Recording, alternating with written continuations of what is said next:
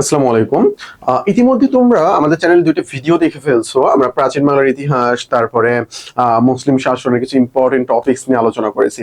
তো আমরা অ্যাকচুয়ালি চাচ্ছিলাম, তোমরা কমেন্ট করেছো যে টপিক ভিত্তিক এরকম যে কোশ্চেন গুলো রয়েছে ইম্পর্টেন্ট দিলে অনেক ভালো হয়। তো অ্যাকচুয়ালি আমরা সিদ্ধান্ত নিলাম যে ধরো প্রাচীন বাংলার ইতিহাস বা বাংলায় মুসলিম শাসন, এইটার কি করব আমরা, প্রত্যেকটা টপিক্সের এমসিকিউ দিব। টপিকস গুলো কিরকম, ধরো প্রাচীন বাংলার ইতিহাস, জনপদ, ঐতিহাসিক নিদর্শন, রাজনৈতিক ইতিহাস, এই কনসেপ্টগুলো রয়েছে না, এরকম টপিক ধরে ধরে আমরা যদি একবার প্রাচীন থেকে শুরু করে সংবিধান পর্যন্ত কমপ্লিট করি, আমাদের কিন্তু পড়াটা অনেক বেশি এগিয়ে যাবে। তারপরে আমরা পর্যায়ক্রমিকভাবে আরো অন্যান্য যে টপিকস গুলো রয়েছে ওইগুলো আলোচনা করব। তো অ্যাকচুয়ালি আমি এটাই করতে চাচ্ছি তোমাদের। তো আজকে আমরা কোনটা নিয়ে আলোচনা করব? আজকে আমরা আলোচনা করব বাংলায় মুঘল শাসন নিয়ে। বাংলায় মুঘল শাসনের সবগুলো আমরা আলোচনা করব না, বাংলায় মুঘল শাসনের যে কনসেপ্ট, এখানে সুবেদারি শাসন, নবাবী শাসন, এই কনসেপ্টটা নিয়ে কথা বলবো আমরা। তো চলো আমরা দেখতে পারি। প্রথম কোশ্চেন আমাদের এখানে রয়েছে, বাংলায় মুঘল প্রথম যে সম্রাটটা কে জয় করেছিল, প্রথম সম্রাট হিসেবে প্রথম এটা কে জয় করেছিল। এই কোশ্চেনটা আমরা অনেক বেশি প্রবলেমের মধ্যে পড়ে যাই। একটা প্রবলেম কি, একটা প্রবলেম হইলো 1538-এর কনসেপ্টটা, আর একটা প্রবলেম হইলো 1576। তাহলে এখানে আমরা দুইটা বিষয় দেখতে পাই, 1538 দেখতে পাই এবং 1576 দেখতে পাই। দেখো কোন মুঘল সম্রাট প্রথম বাংলা জয় করেন এটার কথা বলা হয়েছে, এটা হুমায়ুন আনসার হবে। বাট তিনি কিন্তু জয় করতে ব্যর্থ হয়েছে, কিছু সময় ছিল, তারপরে কিন্তু এটা আবার শেরশাহর অধীনে চলে যায়, শেরশাহর অধীনে। অর্থাৎ 1538-এর মাঝামাঝিতে তিনি এটা জয় করলো, পরবর্তীতে এটা শেরশাহর অধীনে কিন্তু চলে যায়। শেরশাহর অধীনে কি হয়ে যায়, এইটা চলে যায়। এই হইলো এখানকার কাহিনী। তো এটা কিন্তু আমাদের হুমায়ুন আনসার হবে।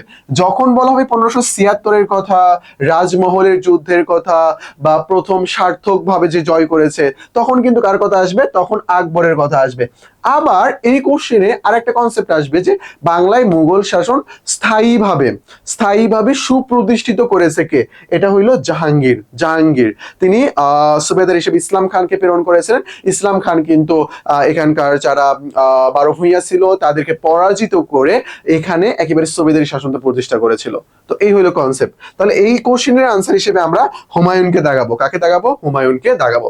কোন মুঘল সম্রাট বাংলাকে জান্নাতুল সোবা বা স্বর্গীয় প্রদেশ বা জান্নাতাবাদ বলেছিল? এটা কে বলেছিল? হুমায়ুন। তিনি যখন বাংলাটা জয় করেছিল, এটা সৌন্দর্য দেখে অভিভূত হয়ে যায়, এনে বলেছিল, হুমায়ুন বলেছিল এটা। ওকে, কোন মুঘল সম্রাট বাংলার নাম বা গৌড়ের নাম জান্নাতাবাদ দিয়েছে? এটা সম্রাট হুমায়ুন হবে। আর গৌড় বলতে এখানে কি বোঝানো হচ্ছে? দেখো এখানকার যে গৌড়টা না, এই গৌড় বলতে কিন্তু সমগ্র বাংলাকে বোঝানো হচ্ছে। আমরা কয়েকটা জায়গায় মনে রাখবো।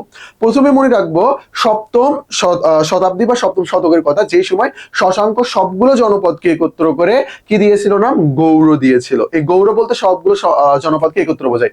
আবার এই গৌড় বলতে কিন্তু চাঁপাইনবাবগঞ্জ, মালদহ, মুর্শিদাবাদ, এই জেলাগুলোকে কিন্তু বোঝায় গৌড় জনপদ বলতে। আর এখন এই গৌড় বলতে পুরো অঞ্চলকে বোঝাচ্ছে। আবার 1352 সালে শামসুদ্দিন ইলিয়াস শাহ সবগুলো জনপদকে একত্র করে নাম দিয়েছিল কি? বাঙ্গালা। তো আমরা কয়েকটা নাম পাই এখানে। বাঙ্গালা মানে পুরো অঞ্চল, গৌড় মানে পুরো অঞ্চল, আর গৌড় জনপদ বলতে চাঁপাইনবাবগঞ্জ, মালদহ, মুর্শিদাবাদ অর্থাৎ পশ্চিমবঙ্গের এই সাইডকে বোঝানো হবে। তাহলে এটা সঠিক উত্তর কিন্তু গৌড়। আর একটা কনসেপ্ট আমরা জানলাম যে গৌড় বলতে এখানে সমগ্র বাংলাকে বোঝানো হচ্ছে। কোন মুঘল সম্রাট তার শাসনকালে বাংলায় শাসন প্রতিষ্ঠা লাভে ব্যর্থ হয়েছিল? ব্যর্থ হয়েছিল এই যে সম্রাট হুমায়ুন। সম্রাট হুমায়ুন ব্যর্থ হয়ে যায়, তিনি এটা ভালোভাবে প্রতিষ্ঠা করতে পারে নাই। বাংলায় মুঘল সাম্রাজ্যের প্রতিষ্ঠাতাকে। এখন কোশ্চেন হইলো বাংলায় মুঘল সাম্রাজ্যের প্রতিষ্ঠাতাকে। এই কোশ্চেনে কিন্তু আমরা হুমায়ুনকে আনসার করতে পারবো না। এই কোশ্চেনে আমাদের আনসার করতে হবে আকবরকে। কাকে আমরা আনসার করব? আকবরকে আনসার করব। আমি একটু আলোচনা করি, চলো। আকবর এইবারে কি করেছিল? ওকে, আচ্ছা, আকবর এটা হলো 1576 সাল। 1576 সালের রাজমহলের যুদ্ধ।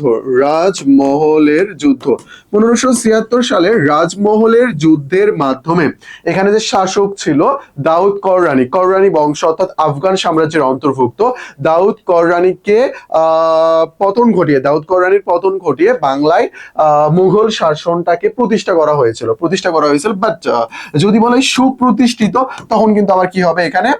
জাহাঙ্গীর হবে। অপশনে যদি জাহাঙ্গীর থাকে, জাহাঙ্গীর হবে। তাহলে আমি যদি এক কথায় তোমাদেরকে বলি যে বাংলায় মুঘল সাম্রাজ্যের শাসন বা মুঘল সাম্রাজ্য শাসন শুরু করার কনসেপ্ট বা মুঘল সাম্রাজ্য জয় করার কনসেপ্ট, তখন কিন্তু আসবে হুমায়ুন।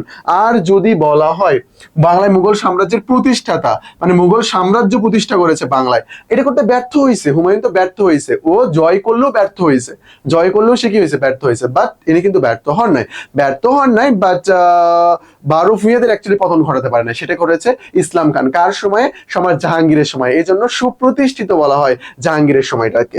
এই হইলো এখানকার কাহিনী।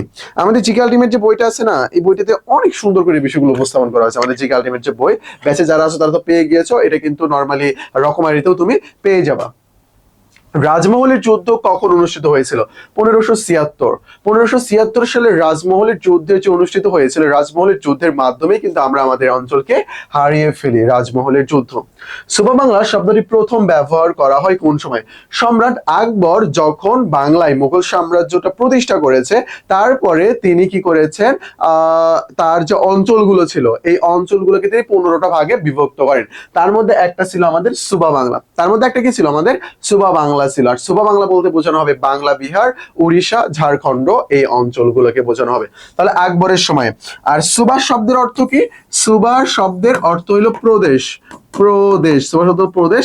আর সুবার যে শাসনকর্তা তাকে বলা হয় সুবেদার। তাকে বলা হয় সুবেদার। আশা করি বিষয়টা ক্লিয়ার। ইনি হলো সুবার শাসনকর্তা। শাসনকর্তা। সুবা বাংলা বলতে কি বোঝানো হবে? বাংলা, বিহার, উড়িষ্যা। বলা হয়েছে না বাংলা, বিহার, উড়িষ্যার নবাব। তো বাংলা, বিহার, উড়িষ্যা বলতে অ্যাকচুয়ালি বোঝানো হচ্ছে সুবাকে। আর 1905-এ কিন্তু এই বাংলা, বিহার, উড়িষ্যাকেই বঙ্গভঙ্গ করা হয়েছিল। আমরা বঙ্গভঙ্গের মধ্যে এটা পড়বো। আমরা অনেকেই মনে করি যে বঙ্গভঙ্গ মানে হলো পূর্ববঙ্গ, পশ্চিমবঙ্গ আলাদা। এই কনসেপ্ট কিন্তু না, এখানে এই বাংলা, বিহার, উড়িষ্যা থাকবে। ওকে। সম্রাট আকবরের সময় 1576 সালে নিম্নের কোন রাজ্য বিজিত হয়েছে? এটা বাংলা। বাংলা বিজিত হয়েছে। বাংলা 1576-এ। বাংলা 1576-এ। ওকে। কোন সনে সম্রাট আকবর বাংলার শাসনভার গ্রহণ করেছিল? 1576। রাজমহলের যুদ্ধ। রাজমহলের যুদ্ধের মাধ্যমে। 1576-এ রাজমহলের যুদ্ধের মাধ্যমে তিনি এই অঞ্চলটা জয় করেছিল। বাংলার প্রথম সুবেদারকে দেখো, এই কোশ্চেনে তোমরা সকলেই আনসার করে ফেলো মানসিংহকে। না, এই ভুল করা যাবে না। দেখো, আকবর যখন মুঘল সাম্রাজ্য বাংলায় প্রতিষ্ঠা করে, তারপরে আকবর এখানে অনেকগুলো সুবেদারকে প্রেরণ করেছিল শাসক হিসেবে, বাট তারা এই অঞ্চলটা জয় করতে পারে নাই। ভাইয়া জয় করতে পারে নাই বলতে বুঝলাম না। দাউদ কররানীর পতন ঘটিয়ে তো আকবর বাংলায় মুঘল সাম্রাজ্য প্রতিষ্ঠা করছে। ভাই মুঘল সাম্রাজ্য প্রতিষ্ঠা করছে, বাট দাউদ কররানীর পরে উত্থান করে 12 ভূঁইয়াদের শক্তিশালী জমিদার ছিল, তাদেরকে হটিয়ে বা তাদেরকে দমন করে যে সাম্রাজ্যটাকে সুসংগঠিত বা প্রতিষ্ঠিত করা প্রদেশ হিসেবে, এটা করতে পারে নাই। এটা করতে পেরেছিল হইল কে? ইসলাম খান। কার সময়? সম্রাট জাহাঙ্গীরের সময়। ইসলাম খান 1608 সালে ঢাকায় আসেন এবং 1610 সালে তিনি এখানে সুবেদারি শাসন প্রতিষ্ঠা করেছিল। 12 ভূঁইয়াদের পতন ঘটিয়ে এখানে সুবেদারি শাসন প্রতিষ্ঠা করেছিল ইসলাম খান। এই জন্য অ্যাকচুয়ালি সুবেদারের যে ইয়েটা পাওয়া, মর্যাদা পাওয়া, এটা ইসলাম খান পাবে। তাহলে প্রথম সুবেদারকে? প্রথম সুবেদার ইসলাম খান। এটা কিভাবে? এটা বইতে উল্লেখ করে লেখা আছে যে 12 ভূঁইয়াদের পতন ঘটিয়ে ইসলাম খান এখানে সুবেদারি শাসনের সূচনা করেছে। সুবেদারি শাসনের যে সূচনা করবে সেই তো প্রথম হবে, তাই না? উনি কিন্তু প্রথম। বাট মানসিংহ কিন্তু বইয়ে রয়েছে, ইনিও কিন্তু সুবেদার, বাট প্রথম বললে আমরা অবশ্যই ইসলাম খানকেই দাগাবো, কারণ ইনারা তো এখানে শাসন প্রতিষ্ঠা করতে পারে নাই। তাহলে তাকে আমরা কেন প্রথম বলবো? তাকে আমরা প্রথম বলবো না।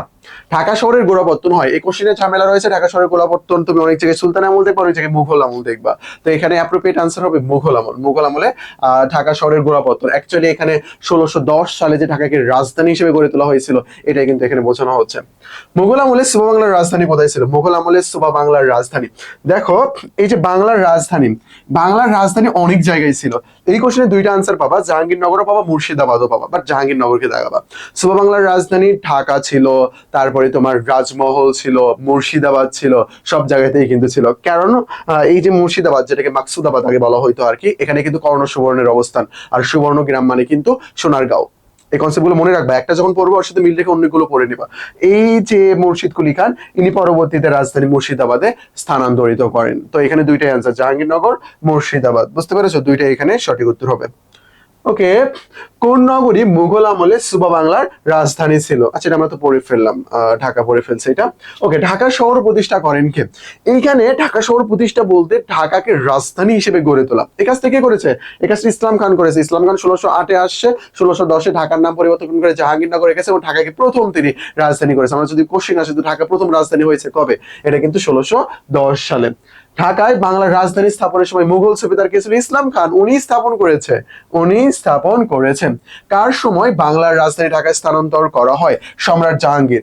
তাহলে ঢাকার রাজধানী কার কার সাথে সম্পর্কিত? সুবেদার কে ছিল? সুবেদার ছিল এখানে ইসলাম খান। সম্রাট কে ছিল? সম্রাট ছিল জাহাঙ্গীর। জাহাঙ্গীর এবং সুবেদার ছিল ইসলাম খান, দুইটা মনে রাখবা। এবং সম্রাট জাহাঙ্গীরের নাম অনুকরণ করে কিন্তু ঢাকার নাম রাখা হয়েছিল জাহাঙ্গীরনগর।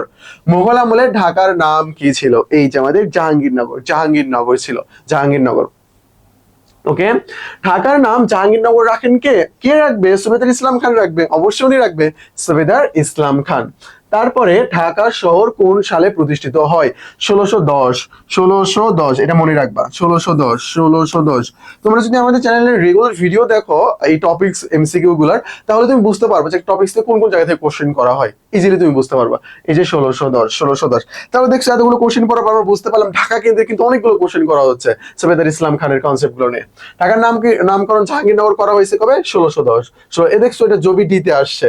এর আগের কোশ্চেন যদি আমরা যাই এখানে, এর আগের কোশ্চেন যদি যাই আমরা, তাহলে দেখবো যে ইউনিভার্সিটি, রাজশাহী ইউনিভার্সিটি সি ইউনিটে আসছে মুঘল আমলে ঢাকার নাম কি ছিল। দেখছো এক ঢাকাকে নিয়ে কিন্তু বারবার কোশ্চেন করা হচ্ছে, বারবার কোশ্চেন করা হয়েছে। এটা আমরা সলভ করে ফেলছি। ঢাকার নাম জাহাঙ্গীরনগর করা হয়, এটা আমরা সলভ করে ফেলছি 1610। ঢাকার ধোলাই খাল, এখানে কয়েকটা কনসেপ্ট রয়েছে। প্রত্যেকটা সুবেদার, এই যে আমাদের বই অনেক সুন্দর করে উপস্থাপন করা আছে তোমাদের এখানে, যে প্রত্যেকটা সুবেদার কোন সুবেদার কোন কোন কাজ করেছে, এই ইনফরমেশন গুলো কিন্তু আমরা ভালোভাবে বই থেকে পড়ে নিব। যারা কোচিং এ ভর্তি হয়েছে বই পেয়ে গিয়েছো অথবা ডকুমেন্ট আছে সেখান থেকে কালেক্ট করে নিতে পারো। ঢাকার ধোলাই খাল, তারপরে নৌকা বাইচ প্রতিযোগিতা, এই নৌকা বাইচে কিন্তু সারি গান গাওয়া হয়। এই কনসেপ্ট গুলো কে নিয়ে আসে? ইসলাম খান নিয়ে আসে। তো আমরা একটু দেখবো। তার মানে এই কোশ্চেন পড়ার মাধ্যমে কি বুঝতে পারতেছি? এই কোশ্চেন পড়ার মাধ্যমে বুঝতে পারতেছি যে এখানকার সুবেদাররা কি কি কাজ করেছে, এগুলো আমার জন্য ইম্পর্টেন্ট। তো এরকম আর কি, এগুলো ভালোভাবে পড়ে নেবা। ইসলাম খান করেছে। বাংলার নৌকা বাইচ উৎসবের সূচনা করেছে, এটাও কিন্তু ইসলাম খান। সম্রাট শাহজাহানের কোন পুত্র বাংলার শাসনকর্তা ছিল? শাহ সুজা। শাহ সুজা ইনি কিন্তু আমাদের বাংলার সুবেদার ছিল। ইনি কিন্তু ঢাকা থেকে রাজধানী রাজমহলে নিয়ে যায়, রাজমহলে নিয়ে যায়। ঢাকা গেট কে নির্মাণ করেন? মোস্ট ইম্পর্টেন্ট একটা কোশ্চেন। মীর জুমলা। মীর জুমলা কি করেছে? ঢাকা গেট নির্মাণ করেছে। মাঝে মধ্যে পরীক্ষা আসে, রিসেন্টলি কোনো একটা ইয়েতেও জব পরীক্ষাতেও এই কোশ্চেনটা আসছিল যে ঢাকা গেট কে নির্মাণ করেছে। অনেক অনেক ইম্পর্টেন্ট, এটা ভালোভাবে মনে রাখবা। তাহলে আমরা দেখলাম যে এখানে প্রায় কয়টা কোশ্চেন, মনে হয় 25টার মতো কোশ্চেন ছিল আর কি, আমরা এটা সলভ করে ফেললাম। তো প্রত্যেকটা টপিকস এর এরকম কোশ্চেন ধরে ধরে পড়বা। আমি তোমাদেরকে একটা টেকনিক শিখাই দিই। ধরো তুমি মুঘল আমল পড়তেছো, আগে কি পড়বা জানো? আগে এমসিকিউ পড়বা। ভাইয়া বেসিক না পড়ে এমসিকিউ পড়বে? হ্যাঁ এমসিকিউ পড়বা। ধরো তুমি বাংলায় মুঘল শাসন আমল পড়বা না এখন, ওটা আগে এমসিকিউ পড়বা। এমসিকিউ পড়ে ধারণা নেবা কোন জায়গা থেকে কোশ্চেন আসতেছে, ওই জায়গাগুলো বেসিক সহকারে পড়ে নেবা, বেসিক সহকারে পড়ে নেবা। বিগত কোশ্চেন ফলো করে না পড়লে তুমি আগাতে পারবে না। তোমার কাছে মনে হবে এত বড় সিলেবাস কিভাবে পড়বো, কেমনে পড়বো, অনেক ডিপ্রেশনের মধ্যে পড়ে যাবা। আচ্ছা, আমাদের ওই লাইনের অনেকগুলো কোর্স রয়েছে, কোর্স এখানে দেওয়া আছে আর কি, তোমরা দেখতে পাচ্ছ ডেসক্রিপশন বক্সে ডিটেলস সবকিছু পেয়ে যাবা। এটা আমাদের টেলিগ্রাম নাম্বার, অ্যাডমিশন সংক্রান্ত যে কোনো প্রবলেম আমাদেরকে নক দেবা। ও হ্যাঁ, আমরা কিন্তু 3টা প্রিমিয়াম বই তোমাদেরকে ফ্রিতে দিচ্ছি, বুঝতে পারছো? দ্রুত তোমরা নক দিয়ে ভর্তি হয়ে যাও। তো আজকে পর্যন্ত, আসসালামু আলাইকুম।